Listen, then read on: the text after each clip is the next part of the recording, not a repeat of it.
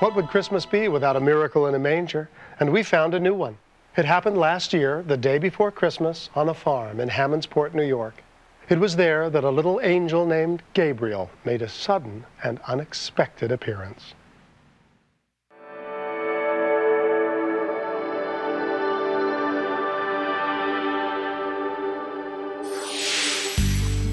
In the small village of Hammondsport, New York, Gary Prine and his wife Elaine own a small farm where they also board animals. We board dogs, cats, and horses.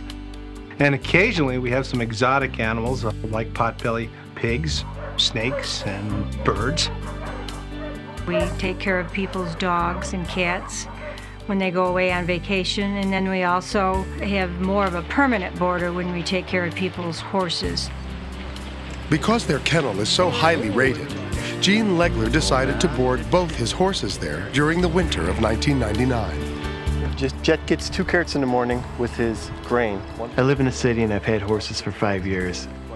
And I knew Gary was reputable, and I called him up, asked him if he had room for 2 horses for the winter, and he said yes. Jet gets the grain. That's it, with the minerals once in the morning. Alrighty, well.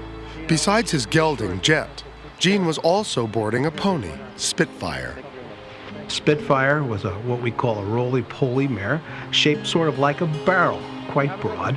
And I commented on her size, and they just said typical pony, just a chubby little girl. The Prine's 13-year-old daughter, Catherine, grew especially attached to the pony. I love animals. I have loved animals since I was 5 or 6 years old. Horses are one thing that just get to me. They're just part of my family. Then, on a freezing cold morning the day before Christmas, Spitfire revealed a secret she'd been hiding from everyone. I opened the stall door, stepped in, I saw Spitfire right in front of me, and something caught my eye that was over in the corner. What's that? Oh my God. My first thought was that it was a baby deer. Of course, I looked real close. My brain cells kicked in and said, oh. It's a foal. I went right to the foal, immediately put my hand on his heart, and he had a very shallow heartbeat. His eyes were glazed over, he was wet. Come on, baby. I've worked with animals before who are dying, and this foal felt like he was dying to me. Baby, breathe. I put my mouth down and breathed what I was hoping to be some life in this little guy who was obviously struggling to live. But Gary needed help, and so he quickly called his wife with the shocking news. I don't have time to explain. There's a fall here. Spitty had a baby. And I said, what do you mean Spitfire's had a baby? And he said, Spitty's had a baby. Get up here quick. I need your help. I really didn't know what to expect. When I looked over in the corner, all I could see was this little pathetic face. His eyes weren't blinking. Plug it in. Here, we gotta get this. He had this look on his face like, oh, God, help me. And I got down on my hands and knees, and I just kissed him. And I said, God, don't let him die. We gotta get him warm. Rub him, everybody. I touched the foal, and I just started rubbing it with a blanket. Catherine, this is tough, hon. And I started to cry because I was so scared that he wouldn't live. This poor little thing. It's so cold. He looked like a helpless little thing on the floor. Can you believe this happened? I don't like to see animals hurting, and he was just there on the floor. The only thing the Prines could do was keep the foal warm and dry until the veterinarian, Dr. Peter Brown, arrived. The first thing I did was take its temperature. The thermometer that I use, minimum reading is 90 degrees. I never even got a reading on the thermometer. Any animal, when its temperature drops below 95 degrees, is an extreme peril. Now you got a heartbeat, but it's slow. The horse's breathing was slow, it was shallow. It was about 4 degrees last night. There was strength to it, but it was a poor situation. I gave the foal a very slim chance. What should his temperature be? My heart went up in my throat. Somewhere between 100 and 101. I was devastated. I just thought that if we warmed him up, he'd be fine. I was just devastated. It's just not enough overall temperature. Yeah. The only chance of saving the foal was to raise its dangerously low body temperature. My dad thought that since the kennel was heated that we could bring him down in there to try to get him warmer. So we all wrapped him in blankets and my dad had picked him up and we brought him down to the kennel. Dr. Brown says, "Do you have hot water bottles?" We said, "No, we have milk jugs." So we filled plastic milk jugs with hot water and put them all around the foal to try to bring the body temperature up, which was so seriously low. The situation was still touch and go. It was time to contact Spitfire's owner. Laney, you gotta call Gene. You gotta tell him about this little guy. I thought to myself, what am I going to tell him? Hi, Mrs. Legler. Spitfire's had a foal, and I need to talk to Jean. My wife says it's Elaine Prine on the phone. I said, what does she want? She said, Spitfire had a fall. Immediately I'm thinking that Spitfire broke her leg. Spitfire had a fall? And I says, no, Spitfire's got a foal. Spitfire's had a baby. And I said, what? How can that be? I mean, I understand how she had a foal, but how? Because we never knew she was pregnant. There's no guarantees in medicine. It's poor. Dr. Brown explained that moving the foal to an animal hospital was one option, but it couldn't guarantee that it would live. It's not guaranteed that we'll be able to save. And so the decision was made to leave the young animal at the Prines that night. I said, "Jean, we love these animals and we'll do everything that we possibly can to save this little guy's life and make sure he makes it. We'll try our darndest." You think he'll make it through the night? I don't know. I don't think so. I was surprised that he was willing to take on the enormous burden. It was a huge undertaking. Certainly do our best. I know, Gary. Okay. I tried to be an optimist, but I was having a hard time looking down on this little foal who was so weak and so fragile. But I'm also a man of faith and believe in the power of prayer. We all were praying a lot that he was going to make it. Come on, Spitty. It had been probably several hours since this foal was born, and he needed some nourishment. He's awful weak. If we didn't get the colostrum, the mother's milk, into him within that first 24 hours, that is even a further life-threatening situation. My dad had picked him up and set his head on the nipple and he started sucking. He's taking some. Oh, wow. I'll never forget that moment. Well, he's getting it. Come on, he's starting to suckle. I hear him. That noise, that very unique noise. I looked up at my wife and she heard the noise too, and it was a real sign of life.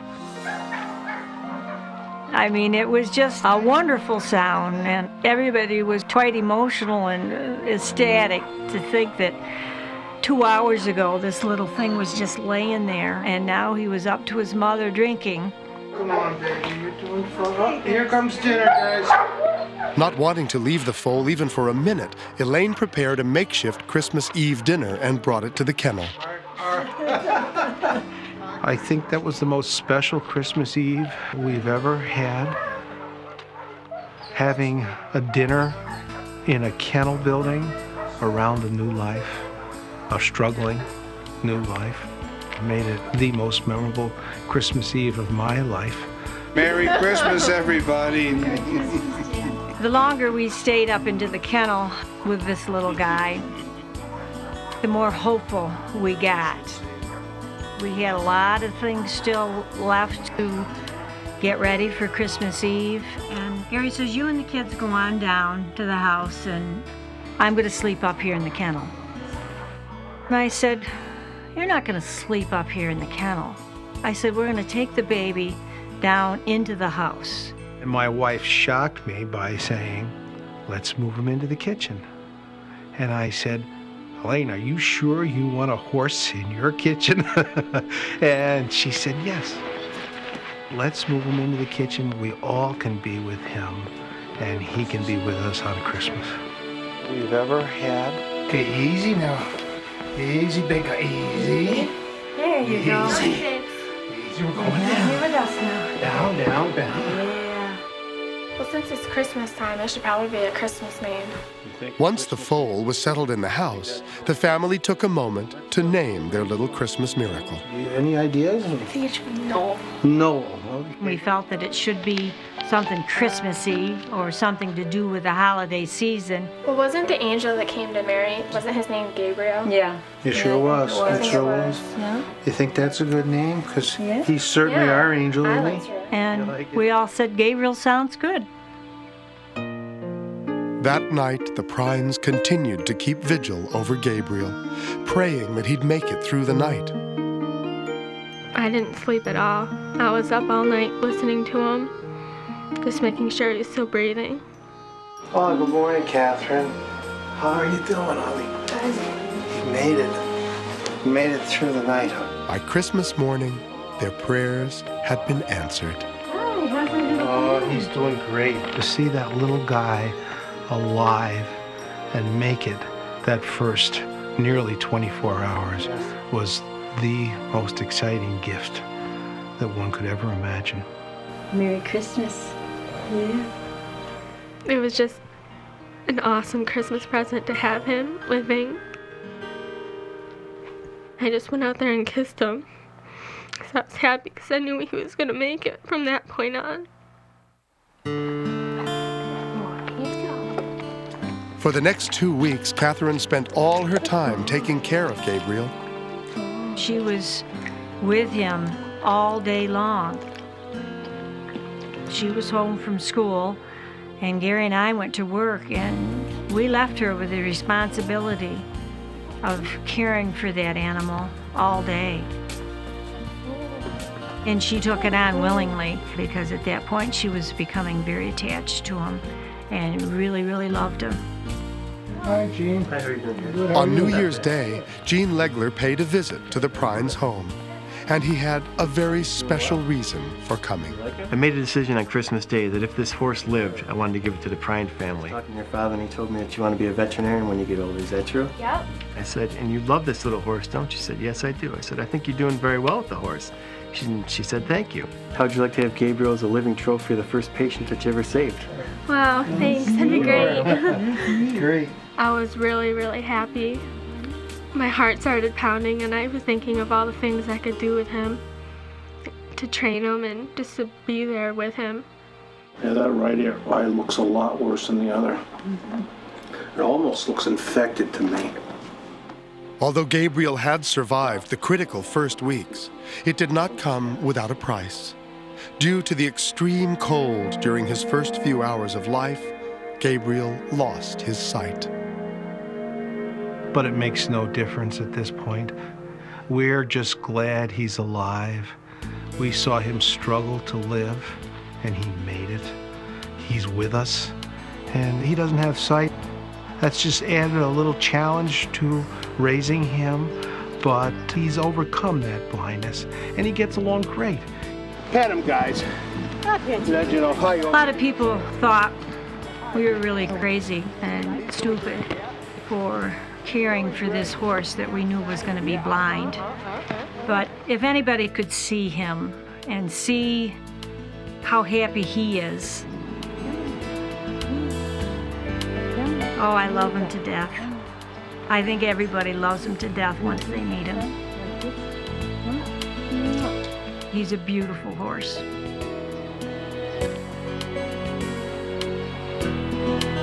I love him so much, I can't tell you. My whole heart is into him. I just love him so much.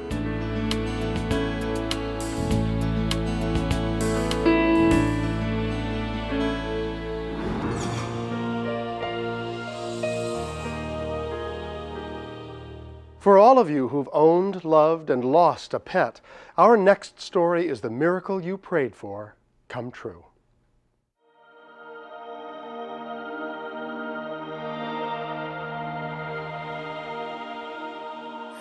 The Owasso Animal Shelter in Owasso, Oklahoma, receives hundreds of unwanted pets every year, but none like the 9-month-old puppy Alicia Shelton was about to be given. It was an early March day, and a young man came in and brought a puppy that he'd found on his way to work. The young man couldn't keep the puppy himself, but he made a special request. He asked that if we were unable to place the animal, to give him a call back before we euthanized. And your number on the form? Alicia took his number, knowing that placing the dog in a home would be difficult at best. For us to place every animal that there is extra, each person in the United States would have to have 10 animals. Alicia knew in her heart that it would only be a matter of time before she would be forced to put the puppy to sleep. There's so much stress and so much emotional turmoil that goes on with people who have to euthanize animals. And there's nothing you can do that makes you feel good about it. A month passed, and finally, the young pup's time ran out. One morning we came to work and we were overloaded with animals. We have 14 pens and we had about 18 animals. The dogs that have been there the longest go first. In a last-ditch effort to save its life, Alicia called the man who'd brought the dog in. She left several messages, but no one called back. By mid-afternoon, there could be no more delays. We called and let them know, I'm sorry, we can't wait any longer and we have to go through with the procedure. The procedure used at Owasso Animal Control was a lethal injection of Fetal Plus, a fast-acting and deadly poison.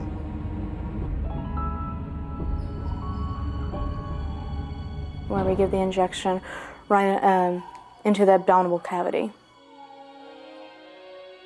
The puppy gets really sleepy and he lays down and he falls asleep and then they go unconscious and that's the end of it. As the puppy lay dying, the telephone rang. It was the family that had dropped him off, and they were very upset that we euthanized him, and they claimed that they would have taken him had we given them enough time to call back, and that they were very much in distress about it. It really hurt my heart when I thought I had killed a dog that would have been adopted had I waited 5 minutes. Out of frustration and guilt, Alicia attempted something she'd never done before. She contacted a local veterinarian, hoping against hope that he could help her bring the puppy back to life. Yes, Dr. Burnett, please. It's an emergency. Dr. Todd Burnett took the call. It's not something that routinely comes up, and I certainly hadn't heard of anything like a euthanasia being reversed. So I told her that by the time she reached the veterinary hospital, more than likely, he would have died. So we took him into the city truck, and by the time we made it outside, he was unconscious. Alicia and Charles rushed the dying puppy to the veterinary clinic. About halfway there, I started thinking, ooh, this may be the wrong decision. I don't think he's going to make it. By the time they arrived, almost 15 minutes had passed. What's wrong with the dog? This is the dog we just euthanized. Okay. We're going back to surgery. Dr. Burnett's already back there waiting. Thank you. When they first walked in the door, I just assumed that he would be dead. Upon closer inspection, it was amazing that he still had a heartbeat and he still had some shallow respirations. Most dogs that are administered a euthanasia solution with a fatal dose typically don't live beyond 2 to 3 minutes. How long ago did you give it? 20 minutes ago. What did you give? 4 cc's of Fatal Plus. I didn't need to get started on some oxygen. We just started a supportive and symptomatic treatment course, put a catheter in the leg so we could administer fluids and injections. Since we did have a heartbeat and some respirations, we can give drugs to help stimulate those and just try and establish some more healthy vital signs. Against all odds, Dr. Burnett fought for hours to keep the puppy alive, but the young dog remained in a deep coma. The possible outcomes from that point is that he metabolizes the drug and eventually recovers, or he doesn't. Alicia, we've done all we can do. I think everybody was trying to prepare themselves that it may be futile and he wasn't going to make it. While Alicia Shelton and the staff at the veterinary clinic waited for a sign of life from the puppy they were fighting to save, another heartbreaking story was taking place 40 miles away. A family was about to lose their beloved pet. Chris and Catherine Coggin live in Oilton, Oklahoma with their 3 daughters, Jessica, Andrea, and Elsa. But it was their dog, Draco, that played a special part in their lives. Whenever I had to be in shape for basketball, I'd let him out on the leash and he'd jog with me around. And he'd come in my room sometimes and lay on the bed with me whenever I do homework and stuff. He was a special dog. I liked it when he sniffed me and he played with me. And I liked it when I hugged him and got me dirty and I had to change my clothes all the time. Sadly, a tragic accident was about to take their beloved Draco's life. On Ash Wednesday, he was hit by a car. We like to walk him in the evenings, and sometimes we'd walk him on the leash, and sometimes he'd just like to run in. The car didn't see him.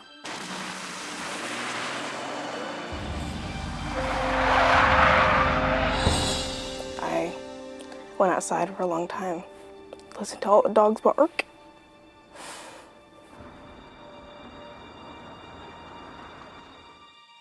As one dog died, another miraculously came back to life. Hey, sweetie, are you awake?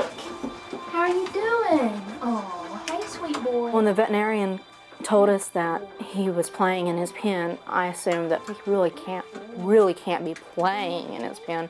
He's probably just sitting there looking happy. So when we went to go pick him up and he was actually running around and playing, and really playing with an IV in his arm and everything, that was very exciting. With a heart full of joy, Alicia contacted the man who'd brought the puppy in. Calling from the Owasso Animal Control. But in another wrenching twist of fate, he was no longer interested in adopting the dog. I was kind of flabbergasted and insulted that he was good enough for him when he was dead, but he wasn't good enough for him when he was alive. Now even more determined than ever to find the puppy a home, they turned to the local press. And I kept thinking, I know that there was a guy in the Bible that Jesus brought back to life. What was his name? And I couldn't think of it, and I couldn't think of it. And then it dawned on me it was Lazarus. And the animal control officer said, yeah, that's great, let's name him that. And so we did, and it fit him perfect. A few days later, Chris Coggin opened the paper, not suspecting what he was about to discover. Saturday morning, I was home that weekend, and I was sitting in my chair reading the paper, and I noticed on the front of the page was a small dog that was very similar to Draco. And I hollered at Catherine. I said, Catherine, you need to look at this. Here, look at that picture. Everyone agreed. Lazarus bore a striking resemblance to Draco. That looks like Draco. Looks like Draco, doesn't it? I was amazed about his story and how much he looked like Draco. I was just blown away. Well, we thought, well, maybe we should try to adopt him. We read the story. They were going to take applications for adoption of him. And the girls and I were kind of excited. We thought, well, maybe we should try to do that. Immediately, she picked up the phone and called and was given an answering machine message, and she left a message saying she wanted to adopt the dog. Hi, my name is Catherine Coggin, and we live in Oilton. We had received over 55 messages on our answering machine by the Monday following the article. With so many people interested in the dog, Catherine knew that the chances of adopting Lazarus were slim. And so when she sat down to compose her thoughts, she wrote simply and from the heart. Dear Lazarus, what a great name. God surely has a plan for you. I hope that it includes us. We have 3 girls who would love to have you for a brother. We have plenty of love and care for you. Do you think you would like us? We hope and pray so. God bless you wherever you go. Love, Catherine, Chris, Jessica, Andrea, and Elsa. Sounds good. Sounds very sincere to me. Well, you know, this is probably working. You're going to have to go in. A few days later, they received the phone call they'd been praying for. It was Charles, and he said, well, Catherine, we've chosen you for the family for Lazarus. And I was like, girls, listen. Girls, guess what? We got the dog. Really? Lazarus. Can we pick him up? Mom started screaming and jumping through the house and stuff. And I went in there, and she was just screaming. It was hysterical and stuff. How are you today? Hi, Alicia. I'm Catherine Coggin. The next day, the Coggin family arrived at the shelter to meet Lazarus for the first time. Thanks. He's a cutie. Hi, Lazarus. They were just tickled to death. My littlest Elsa, she just had fun. He's about her size, so she liked that he was on her level. He jumped on me a lot. And he said, hello. Then I said, my name is Elsa. He said, that's a nice name. With Alicia's blessing, the Coggin family brought Lazarus home with them to begin their new life together.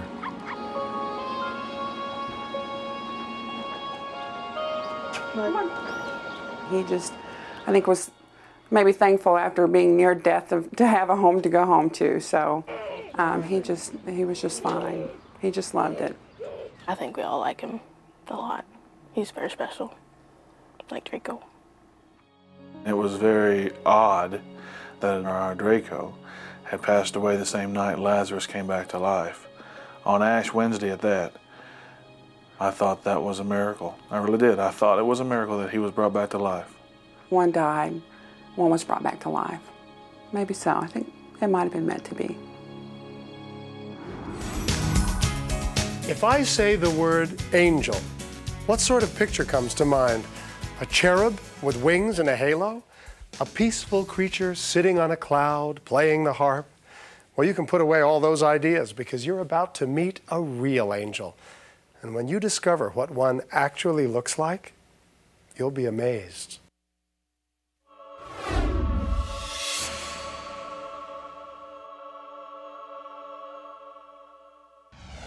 Come on, say. In 1993, John and Tony Sheridan shared their home in rural Virginia with a very special companion, a dog named Sailor, who had been a member of the family for more than a decade. I guess I love Sailor so much because we really got him as a little pup. He was just 5 weeks old. We brought him up, we nourished him, and he was just closer than a baby. Sailor may have been Tony's baby, but he was John's best friend. Every time I hopped into my pickup to go somewhere, he'd be right there alongside me with his head on my knee. And then, returning from a drive one morning, Sailor waited a moment before his normal routine of jumping out the passenger side. But this time, something went wrong. He hit the ground and he let out a yip. And he just laid there. You okay, boy? You okay? So I figured, well, in a few minutes he'll get up and walk around, but he just laid there the way he hit the ground. And I knew darn well something had happened. He was paralyzed. John and Tony rushed Sailor to the local vet. And the vet said he was hurt internally, and, you know, there was very little he could do. And he suggested putting him to sleep, and there's no way we wanted that. We wanted to keep him and see what would happen. And we took him home. We put him in the bedroom there and we made a nice bed for him, and he just laid there. I tried to give him some water, he wouldn't drink. I tried to give him some food, he wouldn't eat. And after 2 days or so, he got steadily worse. His eyes were closed half the time, and I told Tony, I said, he's paralyzed. He can't move. So I think tomorrow morning when the vet opens up, we'll have to take Sarah there and put him to sleep. But Tony refused to give up hope. I'm gonna go say a prayer. I'm gonna ask God to send us an angel. And I went in there and I prayed and I prayed and I prayed for him. But Sailor wasn't getting any better, and it was killing John to watch his faithful friend suffer. So I looked at Sailor, I said, well, I guess you know it's the end. So I slipped off Sailor's collar, and I went out to the shed. I had a couple dog collars from previous dogs I had, and I hung Sailor's collar next to them. It was something I hated to do. It brought tears to my eyes. Those 3 collars represented almost 40 years of faithfulness, companionship. The next morning, John was up an hour before taking Sailor to the vet. And that's when something entirely unexpected happened. I looked up and I saw this little brown dog coming down the driveway. She looked lost, and I looked, there was no collar on the dog. So I said, well, heck, she must be hungry. I took her in the house, but she wouldn't eat nothing. And she started walking around the house. She walked into the bedroom where Sailor was, and she sat down right in front of Sailor, just looking at him. After a minute or so, she went up and she nudged Sailor. And believe it or not, he slowly tried to get to his feet. He was shaky as all heck. He got up and he walked to the door, and I couldn't believe it, that Sailor was almost ready to be put to sleep. And here he was walking around, wagging his tail and all. So I called Tony, and she come out and she said, oh my God, Sailor was alive. Something happened. God must have sent an angel. I don't know what kind of an angel he sent, but he sent something to get him up and moving and following that little dog. I was just overjoyed. But there was still the question of this stray dog. Where had it come from? And was some anxious owner desperately searching for it? So I called the local radio station up. I said, listen, I found a dog. If someone's looking for a stray dog, I've got it. And I gave him my telephone number. Come here, boy. Come here. Sailor, come here, boy. A few hours later, the dog's owner called to retrieve her pet. Her name was Karen Jarrett. She had just moved up recently from Atlanta, Georgia, and they lived 3 or 4 miles away, and there's a big wooded section between us. The dog didn't know this area and ran into the woods and never came back. Something brought that dog through them woods right to my house and right to Sailor, and in my opinion, that dog saved Sailor's life. As the owner thanked John for saving her dog, she pulled a collar from her bag, and at that moment, John understood what had happened. She had a collar in her hand, and she put it on the dog, and I looked at the collar, and I called Tony. Look at this. Oh, I knew it. And there was Angel written on the name tag. She saw it, she said, that's God's angel. I thanked God because I knew it was through him that this happened to Sailor, and I knew if it wasn't for him, this miracle would never have happened. Because to me, it was a miracle.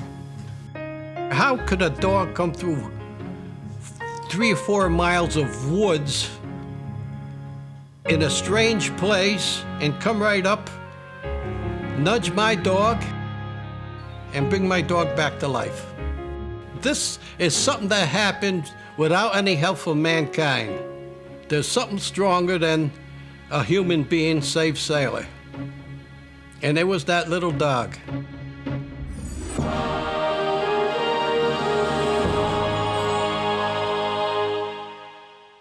Every year, thousands of pets are lost on the streets of our towns and cities.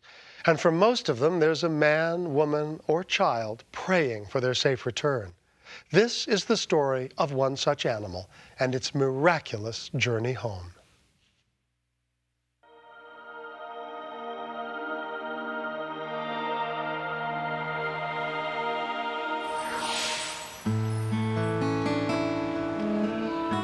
Marty Nellis is a transportation maintenance manager for the city of Chicago. He's also a dog lover.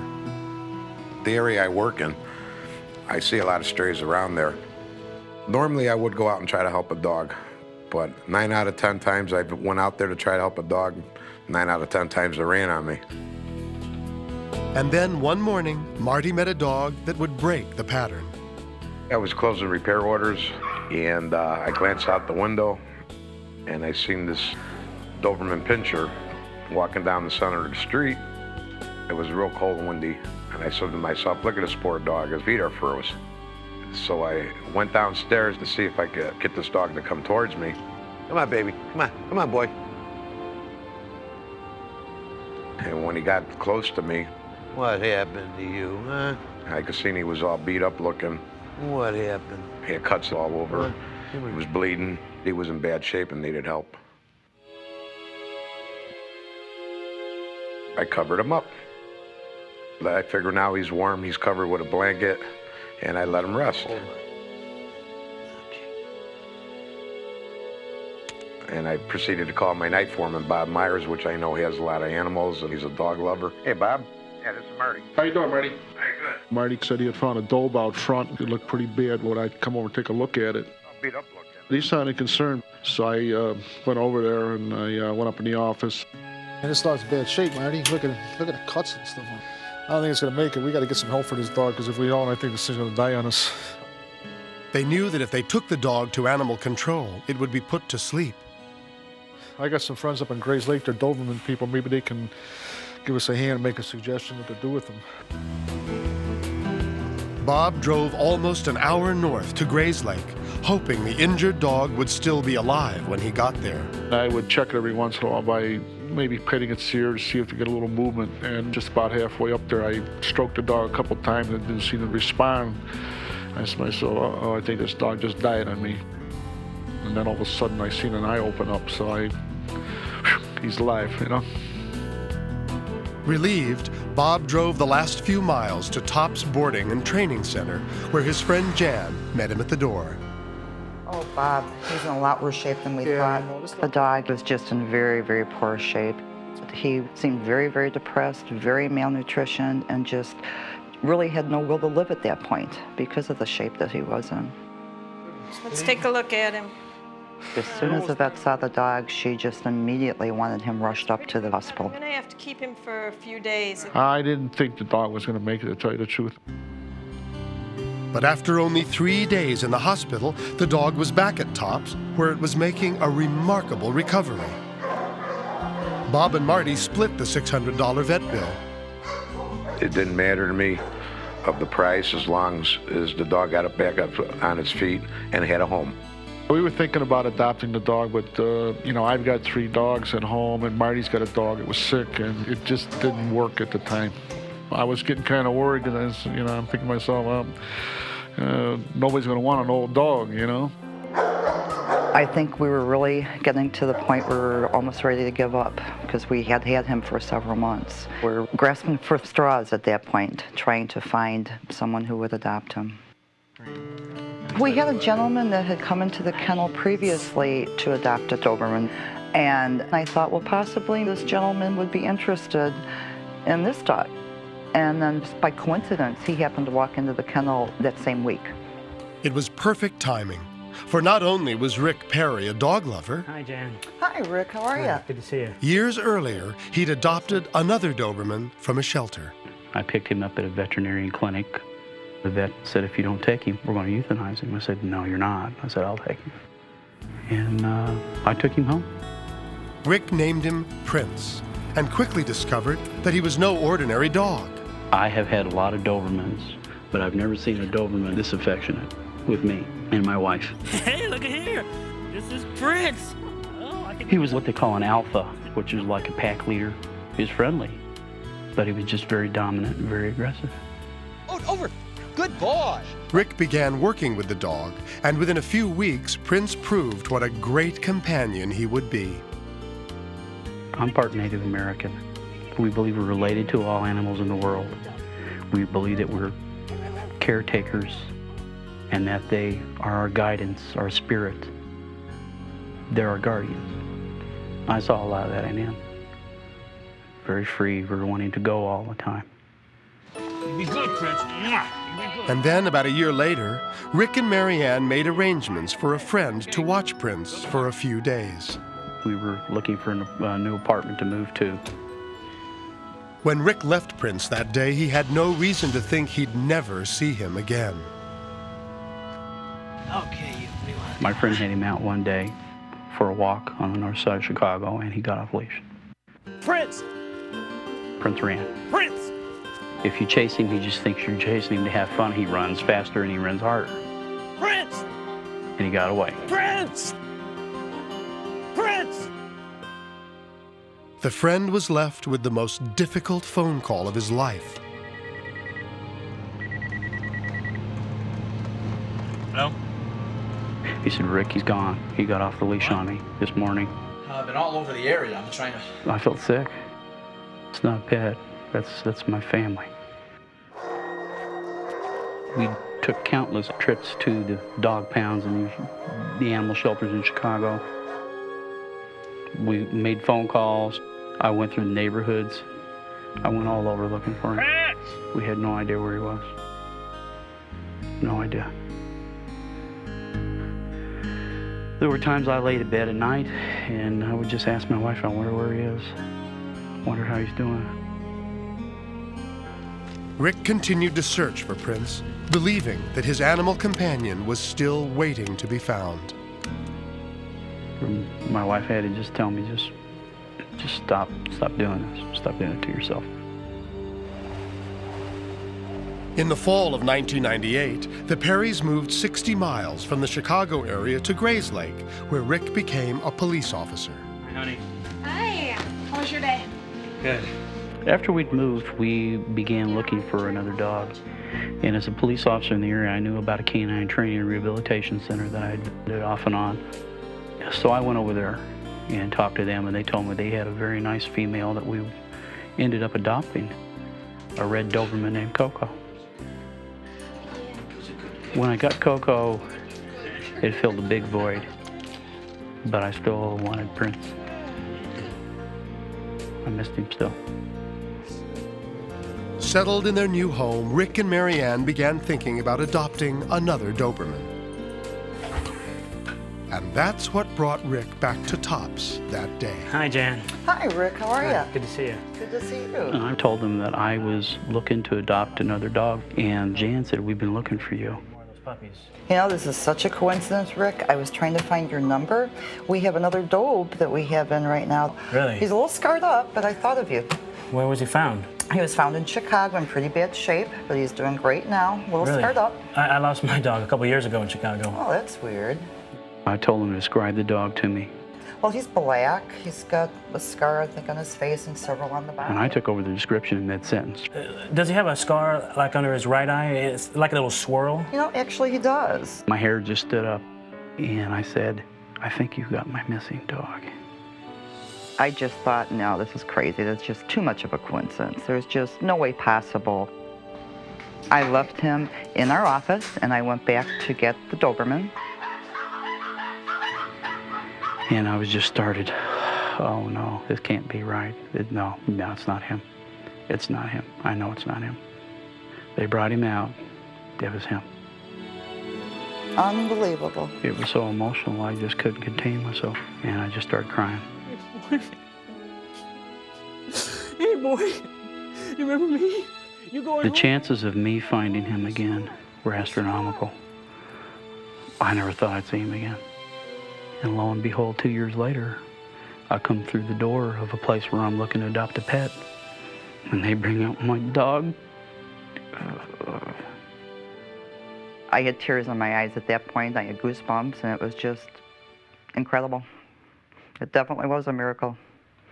Come on, baby. Come on, boy. And everyone involved agrees. I was just going to be excited that somebody adopted this dog. When I found out the original owner had found the dog, I got goosebumps. We were probably 12 to 15 miles south of where he lost the dog, and where I took it to him was 45 miles north of where we were at, and it winds up that he moved up there 3 miles away from the kennel. Chances of that are 1,000,000 to 1. I'll never let him out of my sight again like that. He's one of the most loyal and obedient and passionate dogs I ever had.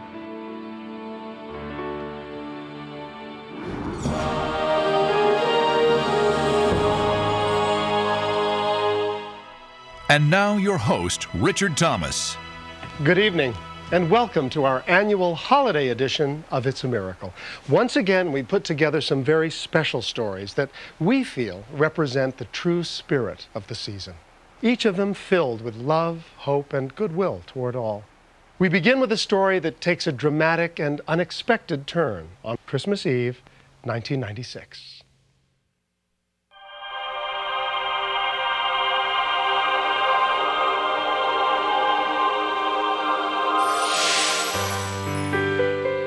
In 1996, Barbara Listenik was living in Fort Lauderdale, Florida, with her constant companion, Boris. I got Boris when he was 2 years old. He's the most lovable dog in the whole wide world. He knows when I'm happy, he knows when I'm sad. He's a very big part of my life. I don't have children, I'm not married, so he's like my child and my best friend. Just before Christmas, Barbara made arrangements to move to Brooklyn, New York by renting a moving van, but decided to send Boris via air freight to spare him the long drive. Boris had never flown before, so I was very scared. I did everything that I thought was necessary for safe travels and what the airline recommended as well. That included removing Boris's identification collar so that it wouldn't get snagged during the flight. With that done, Boris was sent on his way. Good boy, Boris. It's okay. My thoughts when Boris was in the air were, please, please, please let him get here safely. But when she arrived at LaGuardia Airport to pick him up, her fears became reality. They took me in back and they said, okay, miss, there's a little bit of a problem. There was an accident. Then he walks me up to a bloody, crunched up, empty carrier. What? Oh my God, what did you people do? Oh my God, where is he? Under control. Where is he? Where's Boris? I knew that they dropped him or drove something into him. And my immediate thoughts were like, my God, is he alive or dead? I just froze. I started shaking, I'm crying, and I'm like, my God, what happened? What did you do to Boris? Where is he? Where's Boris? Spotted him on the tarmac. The supervisor told me that Boris had been running around on the tarmac and they have their cargo crew personnel chasing him right now. I said, you're never gonna get him. I said, he's scared to death. I said, that's crazy. I said, just let me go out there, one whistle, and he'll come running to me. Why? Please, The supervisor insisted that they had the situation under control. And for the next 2 hours, Barbara waited anxiously for some word of her injured dog. The supervisor finally came back out. The last we've seen him, he was running through the tarmac, and it seems that he's crossed the fence over the highway. He was seen running over the overpass and into Corona, Queens.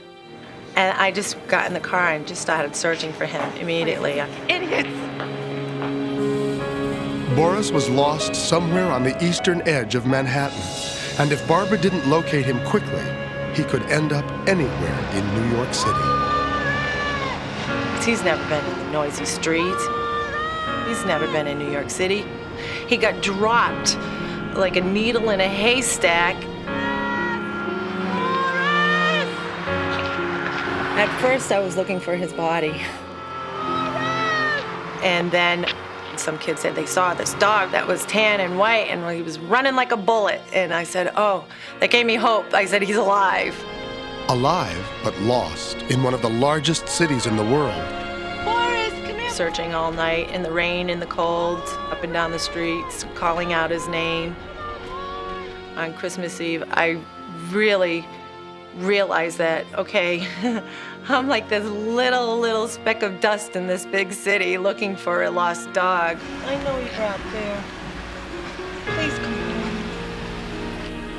And I never felt so alone in my entire life, and I didn't know what to do.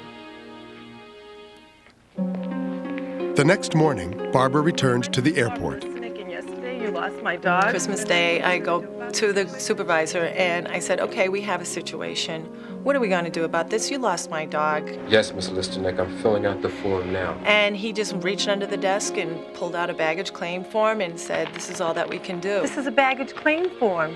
I'm sorry, ma'am. Are you telling me my dog is baggage? And I almost collapsed. My dog is considered baggage? I never knew in a million years that animals were considered luggage and that the law hasn't been changed since 1929. I said, this is the most ridiculous thing I've ever heard in my entire life. My dog's not a piece of luggage. He's my baby. He's like my child. Sorry, Miss Listenik. Immediately, I ran home and went through my boxes to find pictures of Boris, and I tore out my fax machine and just started running off flyers. She spent the rest of Christmas Day putting up missing dog posters throughout Corona, Queens.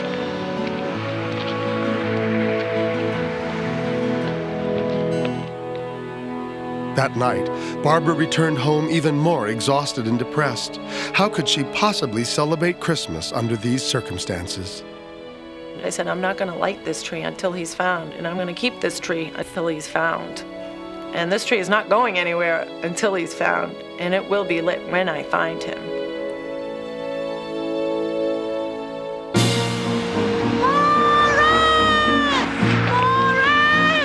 After spending Christmas Day searching for her lost dog, Barbara Listenick realized that the job was too big for just one person, and so she tried a different approach.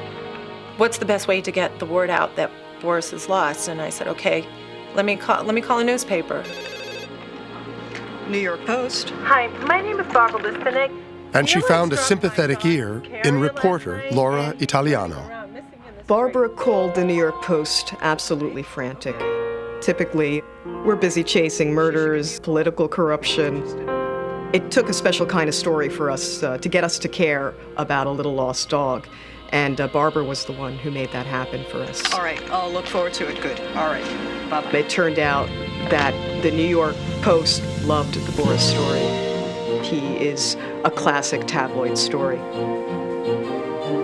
You have a clear-cut villain, this bungling airline, with a very sympathetic victim, a poor dog who had been lost. I think everyone's heart went out to Barbara. This is a woman who did not know New York City, knew no one in town, had this tremendous responsibility to find an animal in completely unfamiliar surroundings. You had to feel for her, you had to worry about her. I couldn't believe how many people responded. I mean, it touched so many people's hearts. We get more now from New York One's Annika Pergamon. Annika? One of those hearts belonged to Paula Forrester, a professional psychic who saw Boris's picture on a television news program. Eve on a flight from Fort Lauderdale. Port Authority police said that the canine escaped. They did a close-up on his eyes, and there was like, pow! There was a psychic connection. I have worked psychically with animals before. I have never felt such a strong and urgent connection to anything before that point. Paula immediately contacted Barbara. Hello? And she said that she was a psychic. A psychic? And she said that she was getting strong feelings from him and that they were communicating. Well, my first reaction was, hey, lady, heck, you're communicating with my dog. Tell him to come home. But I said, look, I don't want a reward. I don't want pay. I just want to get Boris back to you. Okay. I didn't believe in it, the hocus pocus type stuff, but hey, I just wanted my baby home. I'd love you to come and help. I wasn't going to turn away any volunteers to help find him. Okay, and it's Paula? Okay, great. Thanks a lot. Paula turned out to be more than just a volunteer. She was a force to be reckoned with. She was really like doing the legwork, really going out there, getting the flyers out. She was pushing me, and I thought I was the aggressive one. She was like, come on, let's go. You can do it. You can do it. Keep going. Keep going. I knew her dog was alive, and I knew he was desperate to find Barbara again. He was very, very confused and very, very sad. Every time I linked in psychically to Boris, the sadness, the confusion, and the heartache was overwhelming. Boris! Here, boy! Boris! Come here, boy! Come on, Boris! Going from neighborhood to neighborhood, we just kept looking every night in the cold. We just never stopped. Never stopped. What kept me going was this little dog that had a really big psychic voice that said, please help me. But after days of searching, Barbara's hopes began to fade. New Year's had come and gone, and it was so cold. With the wind chill factor, it was like something insane, like 25 below zero. And all I could do was cry. I just said, how is he surviving? family and friends were calling saying, Barbara, you have to get on with your life. This is crazy, you know? And some people, oh, it's only a dog. You know, get over it, Barbara, get another one. Yeah. And I'm like, you don't understand. You don't understand. There's no closure. I can't live my life knowing that he's out there, he's cold, he's hungry, he's starving. I said, I'm not going to give up on him. The hunt is on for a dog that escaped from its cage at And the media was standing by Barbara's decision. The number that you can call if you have seen him. The number is 1-800. We started running a story a week in the New York Post, and Barbara kept us well fed with updates. She felt that if the newspaper kept up a steady drumbeat to search for this dog, that public attention wouldn't just die down and he wouldn't die out there really unmourned, unsearched for. He has freckles all on his chest. But all the publicity only produced more false leads. Someone would say, oh, we found a stray, and deep inside I'm like, oh, please, just let it be him. Just let it be him. Please, please, please. You know, let this misery stop for me. Or if I get a call that it was a dead dog on the side of the road, you know, that's tan and white, I'd go there and then I'd be, oh, God, thank you, it's not him, you know. It was such an emotional roller coaster. I don't know how sometimes I kept going. You know, I was just physically and emotionally exhausted. Luckily, Barbara had Paula Forrester to help keep her spirits up. Her energy just kept me going, and really, it was a godsend that she did come along.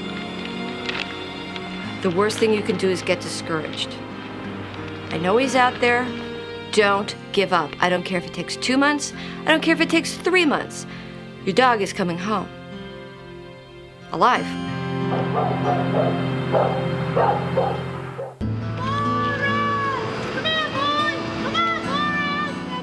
It's been several weeks since a dog named Boris was lost in New York City. And all the efforts of the public and the media have been unable to produce a single solid lead. But a strange recurring dream is about to change the perimeters of the search. I would dream of Boris in the middle of the night, and I would get images of tires, of the dog sleeping in a tire, of him having a bloody foot, of him starving, of him being very cold. And I knew that I was picking up what the dog was feeling. The dog was freezing. And that was very disturbing to me because I knew how desperate he was. The dream eventually led Paula to an automotive shop in Queens.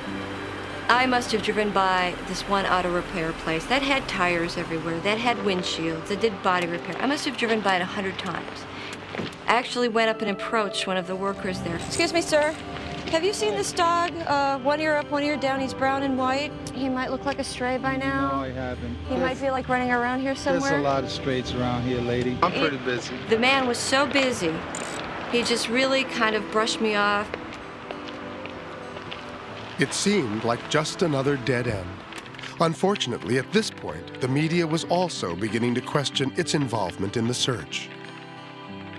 Maybe we're doing the wrong thing in keeping this story going, because the longer time that had passed, the less likely of a happy ending in this story.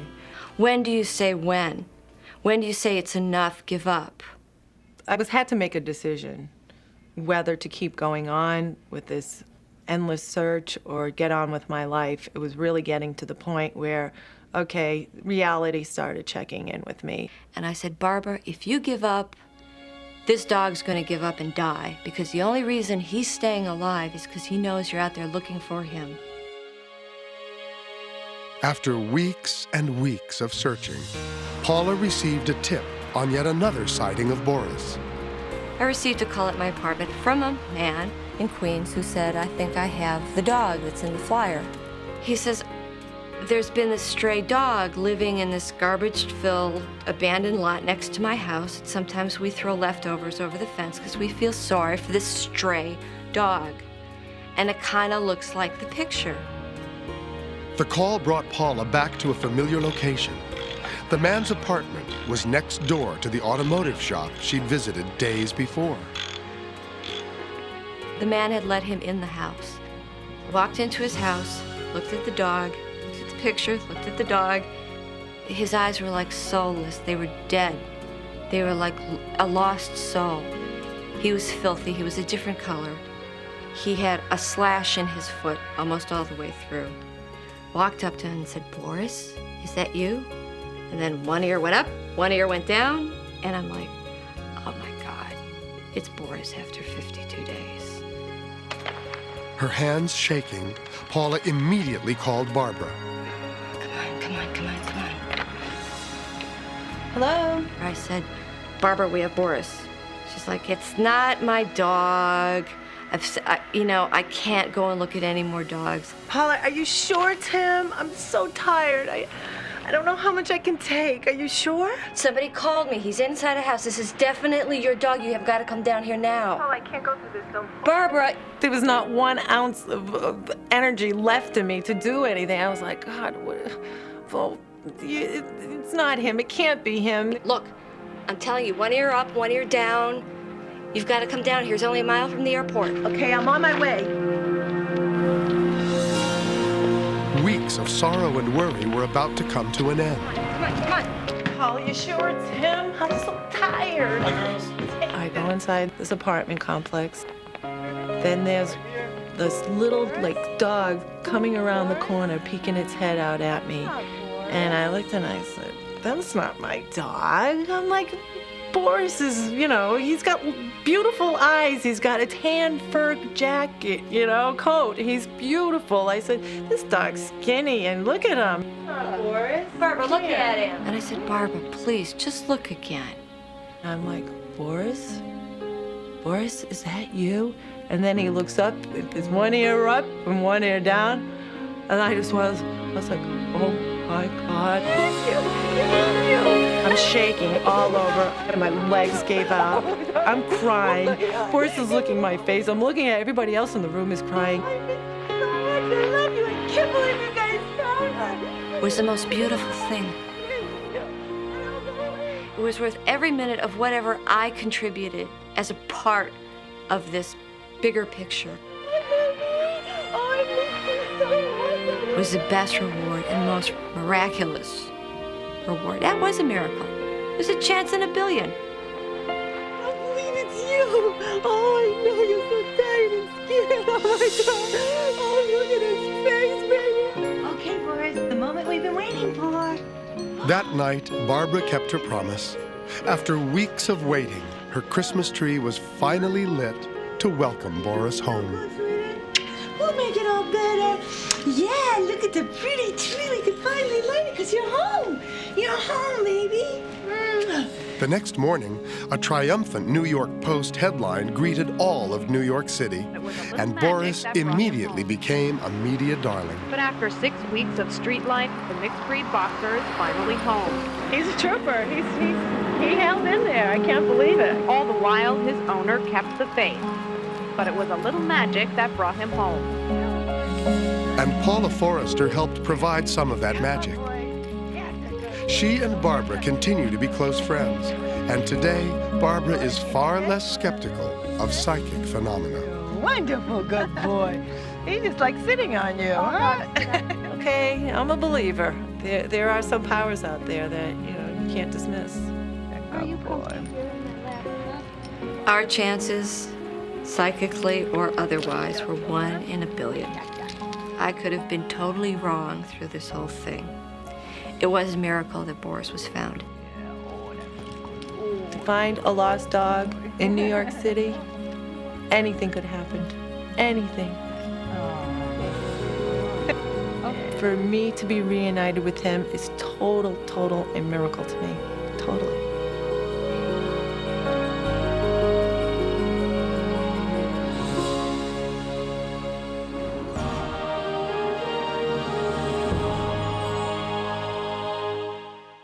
Every year, thousands of pets are adopted from animal shelters nationwide.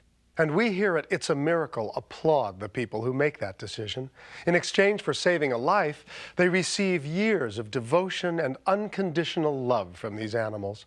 And in a few very special cases, they also receive a miracle.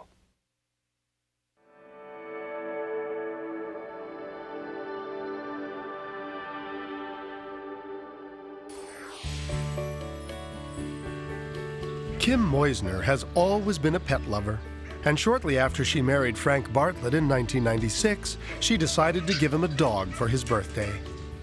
I wanted to get a puppy because I wanted something that we could train and that could grow with us. I thought it would be a neat way to start our married life together with a new little member of our family. A furry black border collie caught her eye. In all the reading, it said not to choose a dog based on its appearance, but to choose a dog based on its temperament. So I looked for all those things when I picked out the puppy. He had a good temperament, he wasn't barking a lot. He seemed to do the best of all the dogs, and that's why I chose him. That night, Kim surprised Frank with the puppy. He was delighted. How adorable. And he was the one who actually gave him the name Fritz. Come here, little fella. Fritz was a very cute dog. He seemed to be very intelligent.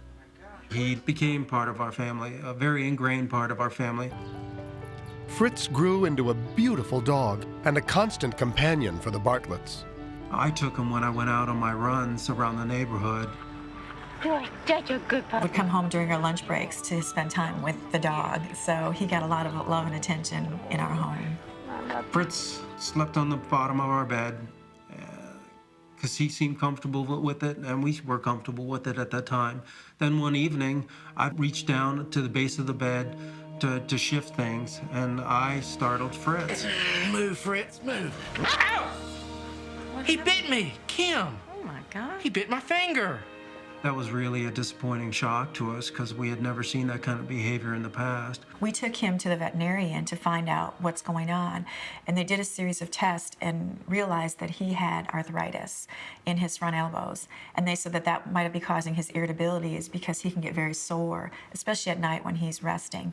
You silly dog. The reason we didn't get rid of Fritz was because of the fact he was part of the family, and we wanted to take every measure we could to try and see if we could amend his attitude or that behavior. But with the birth of their son, Nicholas, Fritz's aggressive behavior could not be ignored. Kim and I were very concerned about the possibility of something happening between Nicholas and Fritz. So we made a lot of adjustments in how we utilized our house. Sweet boy. We put up a baby gate in our front entryway so that Nicholas and the dog couldn't interact when Fritz was sleeping. But all their precautions couldn't protect Nicholas from his own natural curiosity. Okay, honey. You ready for lunch? I had just finished up vacuuming. Just a minute. Ready.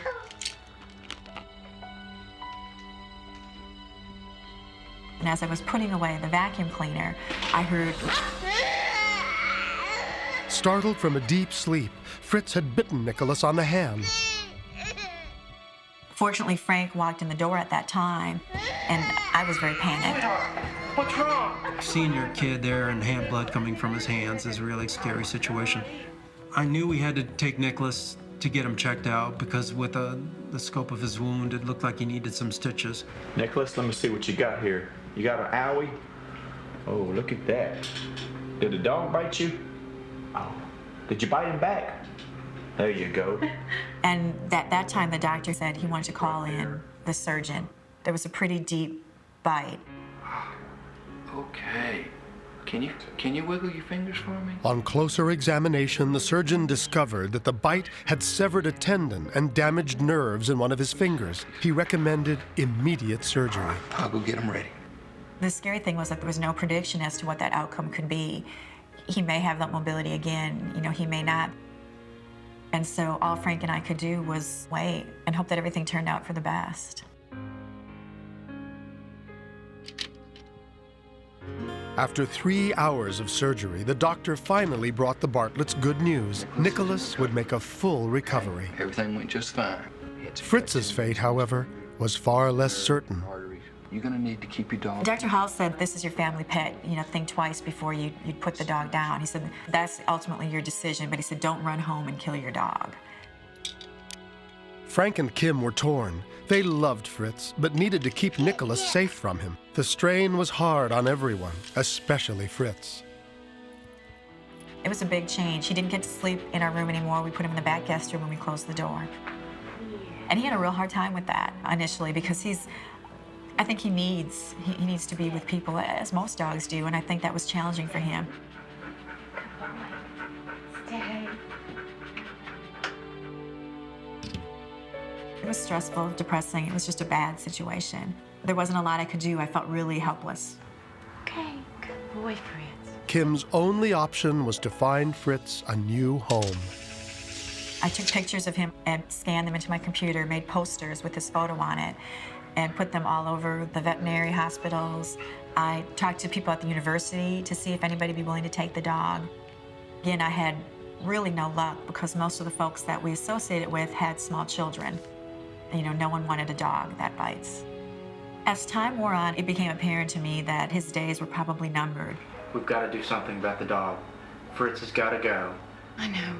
I know it was painful for Kim, but it was also just as painful for me, but it was just dragging the situation on more and more. And so we decided that he would go to the Humane Society. And I was fully aware that would be the end for Fritz. On the day Fritz was scheduled to go to the pound, Kim decided to keep him one more night. And because it was his last night, rather than having him sleep in the guest room, I had him sleep in our room.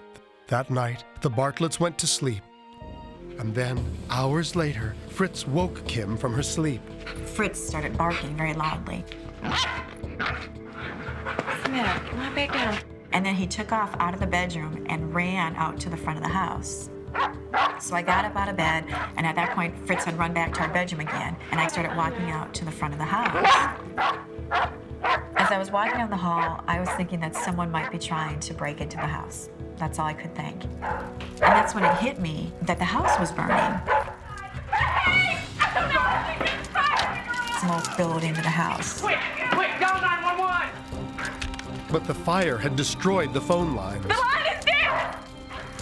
Listen, go over to the neighbor's house. Call 911. Come here, now. I'll get Nicholas. Okay. Fritz. Okay. And that's when I ran out the front door with Fritz. Oh my God. The neighbors had already called 911 and rushed to comfort Kim. Where are they? Nikki! Frank! And there was no sign of them. God, please help us! My only thought was that something happened inside the house. I didn't understand what would have taken so long. The intense flames had forced Frank to exit through the back door. And finally heard someone yell, "Kim!" And Frank had Nicholas, and he was coming around the side of the house. It was like the weight of the world had been lifted off my shoulders because I knew that they were okay. Oh my God, I was so scared. 15 unbearable minutes later, the Northeast Lamar Volunteer Fire Department finally arrived. Deputy Chief Hill knew immediately that little Nicholas had barely escaped death. Their son's bedroom was the closest bedroom to the fire at that time. Typically in a 2-year-old child, the lungs are not as well developed as in a mature child, and he would have succumbed to the smoke much faster than an adult. We asked about smoke detectors. They had not gone off at the time that the Bartletts had left the house, so it became very evident to us that the dog was responsible for getting the family out of the fire. There's no question in my mind that if Fritz was not in that house and out of that fire, that the Bartlett family would have not survived the fire. I think that you can definitely consider Fritz being a miracle. Such a good boy. It's really ironic that the dog that caused us the pain and the heartache and the stress was really the dog that ended up, saving our lives, and especially Nicholas. Deciding to keep Fritz that one extra night had turned out to be a miracle. I think there is a possibility we could have lost either Nicholas or our lives if Fritz wouldn't have been there at that particular point in time. He was a godsend at that moment in time. I'm forever grateful to him. And I know he's not a perfect dog, and I know he needs a lot of work. But we want to do whatever we can to give him a quality life as a result of what he's done for us. Good boy.